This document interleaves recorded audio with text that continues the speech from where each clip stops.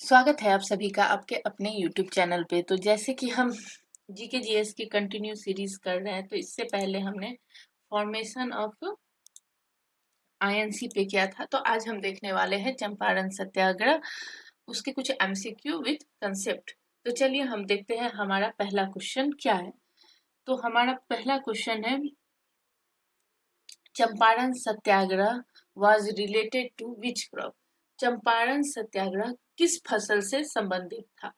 तो देखिए, पहले क्या है, जो चंपारण सत्याग्रह के बारे में मैं आप लोगों को कुछ चीजें बता दे रही हूँ, जो चंपारण सत्याग्रह क्या है, कैसे है, फिर हम इस क्वेश्चन पे आते हैं।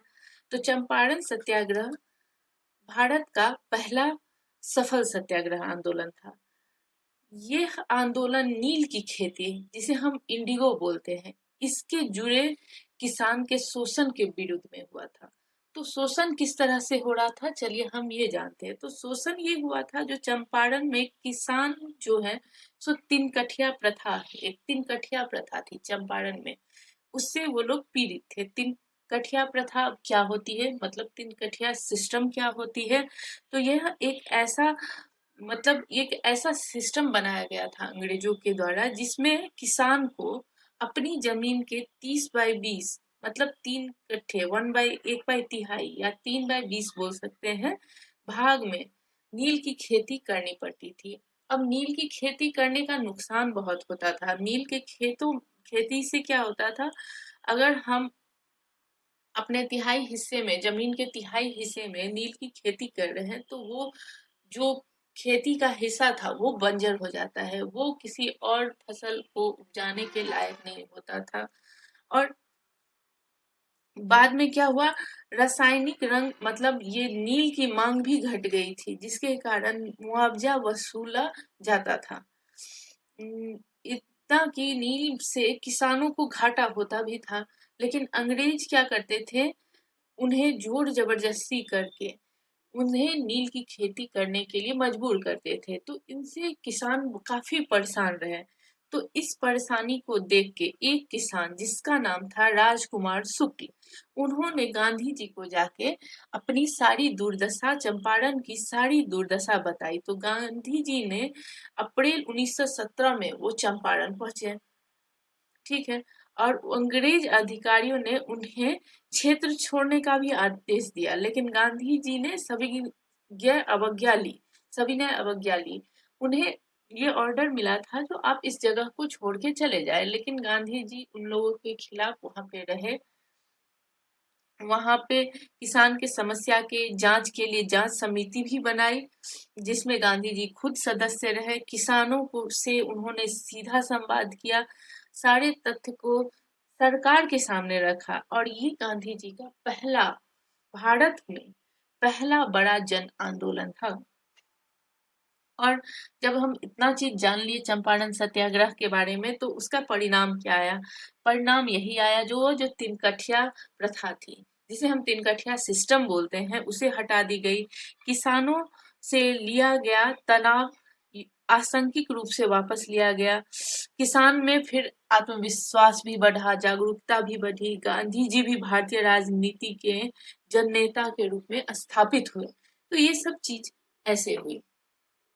तो अब हमने चंपारण सत्याग्रह के बारे में इतना कुछ जान लिया। ये भी जानना थोड़ा जरूरी होता है, फिर ही हम एमसीक्यूज कर पाते हैं। बिना थ्योरी के एमसीक्यूज वेस्ट है, आपको याद नहीं रहेगा। अगर आप लोग चाहो तो मैं इस चंपारण सत्याग्रह पे एक अच्छी खासी वीडियो बना के आप लोगों को दे सकती हूँ। अगर आप लोग का मन हो तो कमेंट करना। तो चले हम आते हैं पहले क्वेश्चन पे, जो चंपारण सत्याग्रह किस क्रॉप से रिलेटेड है? Cotton, Indigo, T, jute. तो अभी हम लोग पढ़ रहे थे तीन कठिया सिस्टम, नील की खेती इंडिगो के कारण हुई थी। तो चंपारण सत्याग्रह 1917 में हुआ था, और चंपारण कहाँ है? बिहार में है, और उसके लीडर महात्मा गांधी भी थे। ये पहला सत्याग्रह इंडिया का हुआ।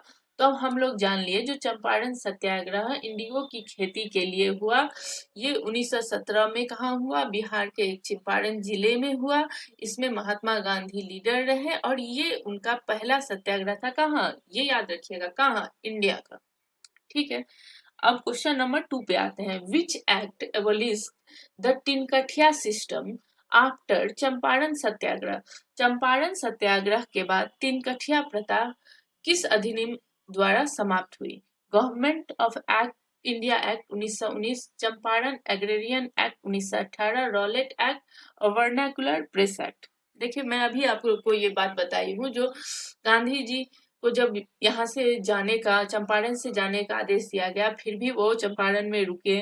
उन्होंने किसानों से बात की, कुछ अपने सबूत या बोल सकते हैं कुछ चीजें, कुछ फैक्ट इकट्ठा करके उन्होंने सरकार के सामने रखी, जिसके कारण तिनकठिया प्रथा हटी। लेकिन ये कोई ना कोई तो ऐसी एक्ट होगी जिसके कारण ये हटा, तो वो उस एक्ट को हम बोलेंगे चंपारण एग्रेरियन एक्ट 1918। 1917 में हुआ चंपारण सत्याग्रह और ये एक्ट 1918 में हुआ। मतलब तिनकठिया एक्ट, जिसका ऑफिशियल नाम चंपारण एग्रेरियन एक्ट 1918, तिनकठिया एक्ट भी कहीं कहीं लिखा हो सकता है, और चंपारण एग्रेरियन एक्ट 1918 भी बोल सकते हैं, जिसको हम चंपारण कृषि अधिनियम भी बोलते हैं हिंदी में। ठीक है, यह एक्ट जो है सो चंपारण सत्याग्रह के बाद पास हुआ। चंपारण सत्याग्रह जब हम गांधी जी लोग किए, उनके किसान लोग मिलके किए, तो उसके बाद यह एक्ट जो है सो प्रेरित हुआ, मतलब पास हुआ, जिसके अंतर्गत किसान को 3/20 भाग पे नील की खेती करने के लिए मजबूर किया जाता है। 3 कितने भाग पे? 3 कठिया सिस्टम में ये होता है 3/20, इतने भागों पे हमें नील की खेती करनी थी। तो चलिए, अभी हम लोग कितनी चीजें जान लिए 2 क्वेश्चन में। पहला चीज ये जान लिए, 1917 में चंपारण सत्याग्रह हुआ। चंपारण कहाँ है? बिहार का एक जिला है, वहाँ चंपारण है। वहाँ परेशानी क्या थी? जो किसानों को नील की खेती, मतलब इंडिगो का क्रॉप्स जो है सो उपजाने के लिए फोर्स किया जाता था बाय ब्रिटिशर्स। वो भी कितने हिस्सों में? तो 3/20 हिस्सों में अपने जमीन के, उनके पास जितना जमीन था उसके 3/20 हिस्सों में। फिर जब गांधी जी ने इसके अगेंस्ट एक सत्याग्रह किया, तो उसको, उस सत्याग्रह के में क्या हुआ, वो उसका ऑफिशियल नाम था उस सत्याग्रह का तिनखटिया एक्ट या चंपारण कृषि अधिनियम, जो कि 1918 में हुआ। और ये एक्ट चंपारण सत्याग्रह के बाद ही पास हुआ। तो इतना चीज हम जान लिए। अब आते हैं हम क्वेश्चन नंबर 3 पे। Who invited Mahatma Gandhi to Champaran? तो राजेंद्र प्रसाद, महादेव देसाई, स्वामी सहजानंद या राजकुमार शुक्ल? तो अभी हमने पढ़ा है, इसका आंसर है राजकुमार शुक्ल। राजकुमार शुक्ल कौन थे? चंपारण के किसान नेता थे। उन्होंने नील की दुर्दशा देखकर महात्मा गांधी को चंपारण आने के लिए आमंत्रित किया। एक बार और बता चुकी हूं मैं, तो हो गया। अब हम आते हैं क्वेश्चन नंबर 4 पे। चंपारण सत्याग्रह के दौरान किसानों की मुख्य मांग क्या थी? Freedom to grow any crop, reduction in taxes, fair price for indigo, abolition of zamindari system, zamindari प्रथा की समाप्ति। तो ये कॉमन सा क्वेश्चन है। Freedom to grow any crops, वो लोग चाहते ही नहीं थे इंडिगो को उपजाना। इंडिगो उपजाना मतलब अपने जमीन को एक तरह से बंजर करना हो जाता है, फिर वहां पे तो कुछ फसल ही नहीं होगी। तो फिर किसान का तो क्या है? किसान के लिए तो उसका सब कुछ उसका जमीन ही है, उसी के थ्रू वो लोग अपना सब कुछ घर चलाते हैं या कोई भी फसल उपजाते हैं, जिससे उनकी दिनचर्या चलती है। ठीक है, तो फिर रिवीजन के लिए मैं आपको बता दूं, जो चंपारण सत्याग्रह 1917 में हुआ, वहां किस की खेती करने के लिए मजबूर किया जाता था किसान को? तो इंडिगो की। और इसे हटाने के लिए एक एक्ट जो है सो पास हुआ, उस एक्ट को हम चंपारण एग्रेरियन एक्ट 1918 बोलते हैं। और राजकुमार शुक्ल जो है सो चंपारण सत्याग्रह के किसान के नेता थे। उन्होंने महात्मा गांधी को जाके चंपारण की सारी प्रथा बताई। तो हम आते हैं अब क्वेश्चन नंबर 5 पे। Who was the British official who order Gandhi ji to leave Champaran? जैसे कि मैं आपको स्टार्टिंग से बोल रही हूँ, जब भी गांधी जी चंपारण में आए तो उन्हें, गांधी जी को चंपारण छोड़ने के लिए एक ऑर्डर पास हुआ। वो ऑर्डर किस ब्रिटिश अधिकारी ने गांधी जी को दिया? बहुत ही इंपॉर्टेंट क्वेश्चन है।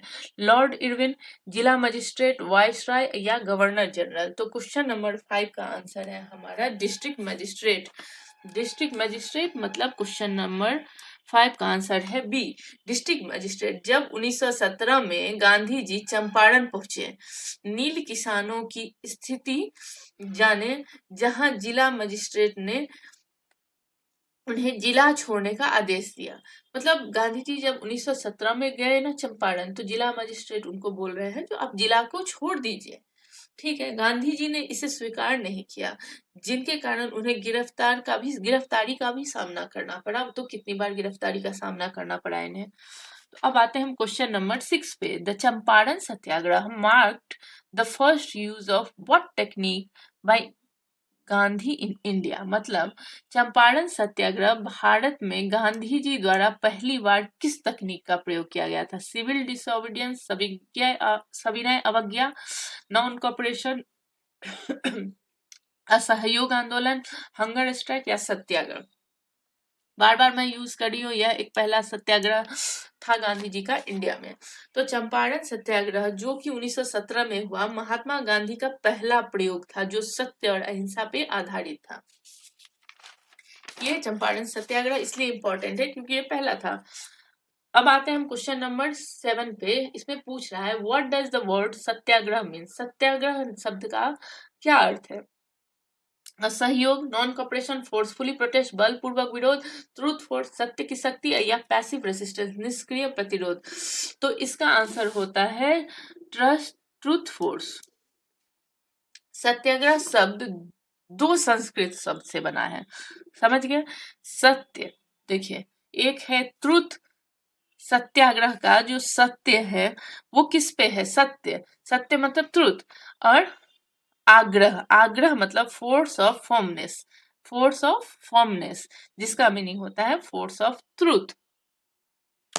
ठीक है, सत्याग्रह का मतलब देखिए सत्य और आग्रह से बना है। सत्य का मतलब हो गया ट्रुथ, आग्रह का मतलब हो गया फोर्स ऑफ फॉर्मनेस मतलब फोर्स ऑफ ट्रुथ। वही इसका आंसर है, answer number C, truth force.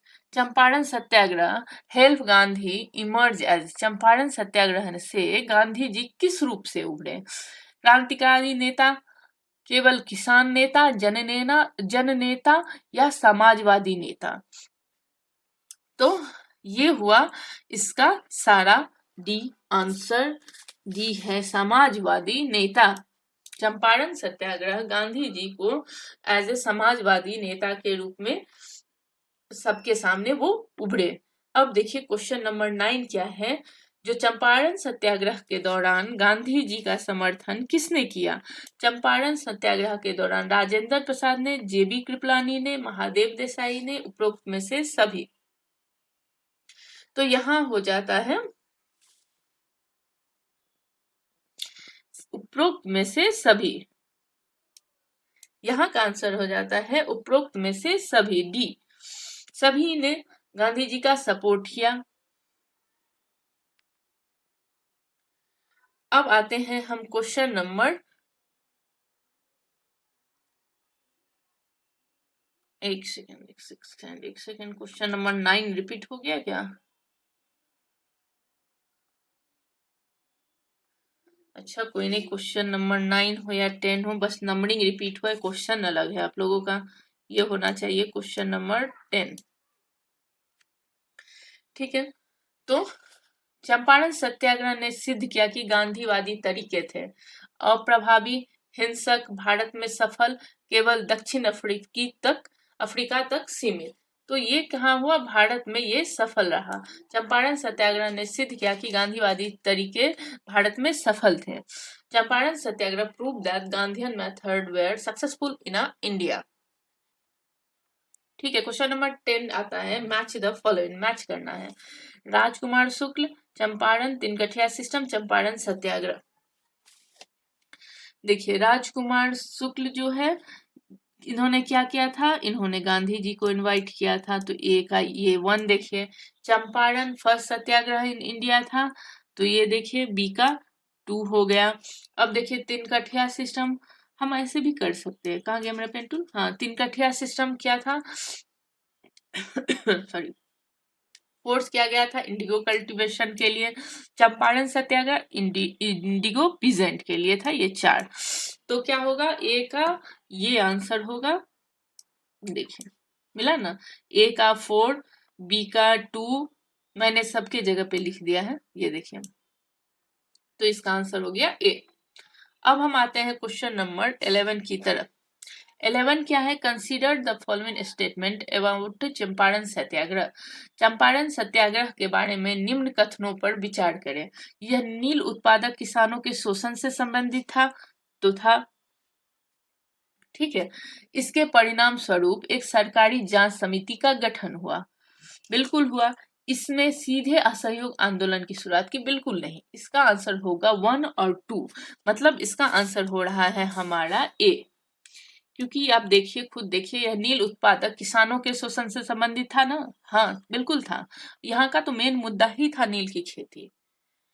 दूसरा, आप परिणाम स्वरूप एक सरकारी जांच समिति का गठन हुआ। जब गांधी जी को डिस्ट्रिक्ट मजिस्ट्रेट ने जिला छोड़ने के लिए मजबूर किया, तो गांधी जी क्या किए, गांधी जी जिला नहीं छोड़े, उन्हें इसके कारण उनके खिलाफ एक वारंट भी जारी हुआ, उनको गिरफ्तारी का सामना भी करना पड़ गया। लेकिन गांधी जी तो गांधी जी थे, उन्होंने सारे किसानों से बात की, उन्होंने किसान के थ्रू कुछ कागजात इकट्ठे किए और एक जांच समिति का उन्होंने गठन किया, मतलब एक जांच समिति उनके द्वारा बैठाई गई, जहां उन्होंने सारे सबूत सरकार के दफ्तर में रखे हैं। उसी के अगेंस्ट तो तिनकठिया एक्ट हुआ 1918 में, जिनके थ्रू ये इंडिगो की खेती का प्रतिबंध हटाया गया। ठीक है, याद रखिएगा, मैं बार बार हर चीज रिपीट की हूँ ताकि आप लोग को याद रहे। ऐसा नहीं है, इसके अलावा भी मैं काफी वीडियोस इन सब पे बनाऊंगी, आपको तो याद करवा के मैं छोड़ूंगी लास्ट तक, एग्जाम आते आते। तो क्वेश्चन नंबर 12 है, which of the following best explain the significance of Champaran Satyagraha. मतलब कौन सा कथन चंपारण सत्याग्रह के महत्व को सबसे सही रूप से बताता है। देखिए, सब हो सकता है सही हो, लेकिन इसमें ये देखना है ऑप्शन में जो सबसे सही क्या है। तो इसमें भारत को तुरंत तुरंत स्वतंत्रता मिली, बिल्कुल नहीं। कैसे, ये तो 1917 है और हमें स्वतंत्रता तो 1947 में मिली, तो ये आंसर को तो आप पहले ही कट कट कट कट कर दीजिए, इसका मतलब नहीं है। क्वेश्चन नंबर बी पे आते हैं, it introduce revolutionary violence in the mass movement. इनमें इसमें सॉरी इसने जन आंदोलन में क्रांतिकारी हिंसा शुरू की, बिल्कुल नहीं। अब हम आते हैं सी पे, इसमें भारत से गांधीवादी अहिंसक तरीकों को प्रभावशाली सिद्ध किया, ये आपको थोड़ा सही लग रहा होगा।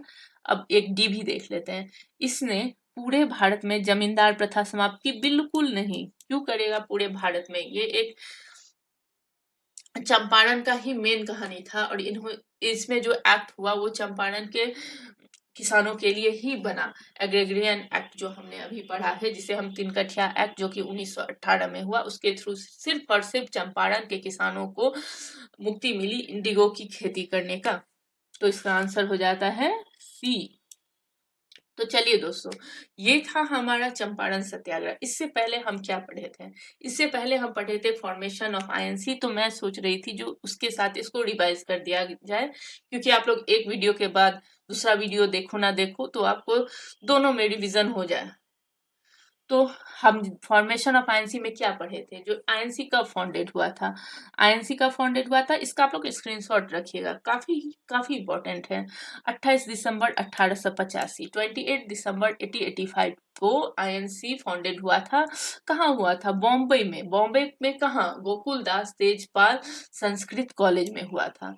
ठीक है, अब उसके फाउंडर कौन थे, ये बहुत ही इंपॉर्टेंट है। फाउंडर थे हमारे ए.ओ. ह्यूम, ये हमारे उसके फाउंडर थे। और फर्स्ट प्रेसिडेंट W.C. बनर्जी, ये बहुत बार पूछा भी गया क्वेश्चन है, जो फर्स्ट प्रेसिडेंट कौन थे आईएनसी के, तो W.C. बनर्जी। सेफ्टी वाल्व एक थ्योरी थी, उसे किसने दिया था, तो उसे हमारे ए.ओ. ह्यूम जो कि फाउंडर हैं आईएनसी के, उन्होंने दिया गया था। और स्टार्टिंग में जब आईएनसी का फॉर्मेशन हुआ था, तो पहला जो गठन हुआ था उसमें कितने मेंबर थे, तो उसमें हमारे 72 मेंबर थे। तो याद हो गया, इतना देर याद क्या, याद तो आपको पिछले वीडियोज में ही करवा दी थी, आपको रिवाइज हो गया। जो आईएनसी 28 दिसंबर 1885 को फाउंडेड हुआ, कहाँ पे, तो बॉम्बे में गोकुलदास तेजपाल संस्कृत कॉलेज में। इसका फाउंडर कौन था, तो ए.ओ. एओ ह्यूम थे। फर्स्ट प्रेसिडेंट कौन थे? तो डब्ल्यू सी बनर्जी थे। और सेफ्टी वाल्व थ्योरी कौन था? एओ ह्यूम ने ही सेफ्टी वाल्व थ्योरी दिया था। सेफ्टी वाल्व थ्योरी आपको मैं बता चुकी हूँ पिछले वीडियो में। अगर आपको एकदम से थ्योरी चाहिए तो जरूर बताइएगा, मैं पूरा थ्योरी बता दूंगी एक एक करके, जिसमें हर एक थ्योरी हर एक चीजें बताऊंगी। और कितने मेंबर्स या कितने डेलीगेट्स थे फॉर्मेशन ऑफ आईएनसी में? तो 72, 72। अब देखिए, ये देखते हैं आईएनसी के पहले भारतीय अध्यक्ष थे दादा भाई नौरोजी 1886 कलकत्ता में। सबसे पहला भारतीय अध्यक्ष, पहला मुस्लिम अध्यक्ष बदरुद्दीन तैयब जी। ये क्वेश्चन भी पूछा गया है, जो पहला मुस्लिम अध्यक्ष आईएनसी के कौन थे? तो 1887 मद्रास, याद रखिएगा, मद्रास याद रखिएगा। और बदरुद्दीन तैयब का नाम याद रखिएगा। पहली महिला अध्यक्ष, ये सबको याद ही होगा, एनी बेसेंट 1917 कलकत्ता। तो चलिए, ये था आपका एक छोटा सा फॉर्मेशन ऑफ आईएनसी। मैं तो बोलूंगी इसे कहीं लिख लीजिए, बार बार देखिएगा, याद हो जाएगा। हर वीडियो में मैं कुछ ना कुछ रिवाइज करवाऊंगी, याद तो मैं करवा दूंगी, बट आप लोग भी कोशिश करिएगा। तो ठीक है, अब आप लोग मेरे वीडियोस को देखिए, पढ़िए। मिलते हैं अगले वीडियो में, तब तक के लिए थैंक यू।